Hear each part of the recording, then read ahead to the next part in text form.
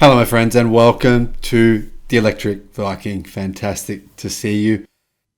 Hope you had an awesome day. And thank you for subscribing to the channel. It means a huge amount to me. It's amazing to see so many subscribers since I only started this channel about 4 or 5 months ago now.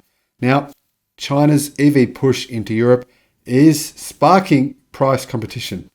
There is no doubt about that. And this is just the very beginning of what is going to be a very interesting decade of disruption from China into Europe. I'm not saying I like it. I'm not saying I want it. I have no opinion there. I'm saying it's happening no matter what. Now, European automakers have begun to announce the rollout of affordable electric vehicles to try to counter the rise of Chinese competitors in their backyard. Now, the Chinese are just starting.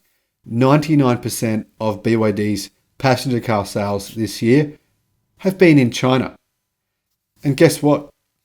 Yesterday they tweeted on their BYD Europe Facebook and Twitter pages that was going to end.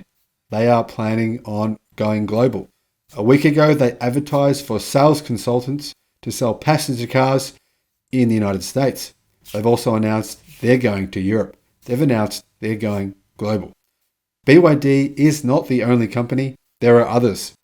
SAIC are coming. Wuling are coming. Great Wall with Aura are coming.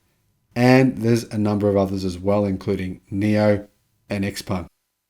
So, Volkswagen, to counter this, unveiled the compact EV, the ID Life, at the International Motor Show, which opened Tuesday and ran through Sunday in Munich.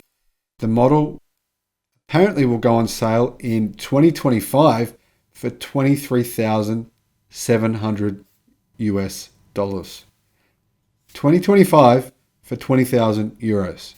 And it's 30% cheaper than electric vehicles being sold in Europe today. But we're talking going on sale in 4 years' time. By which point, I think this will be a little too late. Anyway, I'll tell you why in a second. The price is definitely tough. To make EVs reachable, that's something without doubt our mission. Joseph Caban, Volkswagen chief designer, told Nikkei and other media. The German automaker expects to manufacture about 500,000 units a year in Spain. Now, Renault revealed its Renault 5 prototype, a compact EV that will launch in 2024. I love it. I absolutely love it. It's a retro version of their original Renault 5. Looks sensational. I made a video about it. I'll put it in the description below. This car will sell in about the 20,000 euro range, which will represent a significant discount from the Renault Zoe, which starts at around 32,000 euros. Now, when combined with subsidies for EV purchases, the 5 prototype will likely be more affordable than gasoline vehicles of a similar size. Renault is busy developing other low-cost models in an effort to democratize EVs, as said by CEO Luca De Meo. Now, maybe Luca's been listening to Peter Diamandis from Singularity University. If you don't know who Peter Diamandis is, you need to Google him. He is a legend. Now, I love the idea of democratizing EVs, bringing down the price. But to be honest, the race to cut sticker prices in Europe on EVs is occurring because Chinese rivals have begun offering inexpensive EVs in the European market.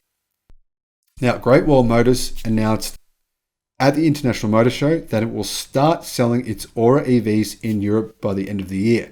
The company looks to offer at least 10 models by 2025. The first model, the Aura Cat, will be priced at 30,000 euros. It's a much bigger vehicle than the aforementioned cars I've just mentioned, the Renault 5 and the Volkswagen EV. And it comes equipped with a 360-degree radar and an advanced driver assistance system. Now, one Chinese automaker is already gaining clout in the European market. In the UK, unit sales of SAIC Motors' MG brand outpaced that of such Japanese automakers such as Honda Motor Company and Mazda in the January to August period of this year. Not many people know this. SAIC Motors MG brand is absolutely crushing it in Europe and in the UK and in Australia. It's doing incredibly well. Now, for Norway, where EVs make up the majority of new purchases, MG and Polestar, the brand fielded by China's Geely Automotive Holdings, are often among the top sellers. XPeng and NIO have started shipments of their EVs as well.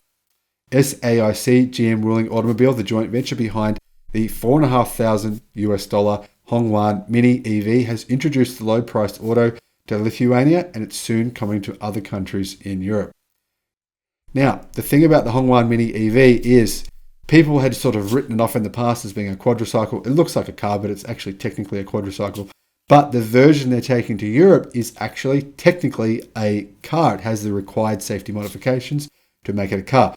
But really importantly, there's been an update to the Wuling Hongwan Mini EV, which I believe makes it a global car. It's now going to be a bit bigger, and this will accommodate for a battery that is exactly twice the size, giving the car 325 kilometers of range, probably a real-world range of 250 kilometers, and a motor with twice the power.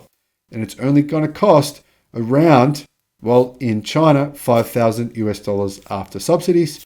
So realistically, in Europe, I reckon they could sell it for $12,000. This vehicle will actually be very similar, well, just a tiny bit smaller to the Renault 5 EV and the Volkswagen ID Life that are coming out many years into the future.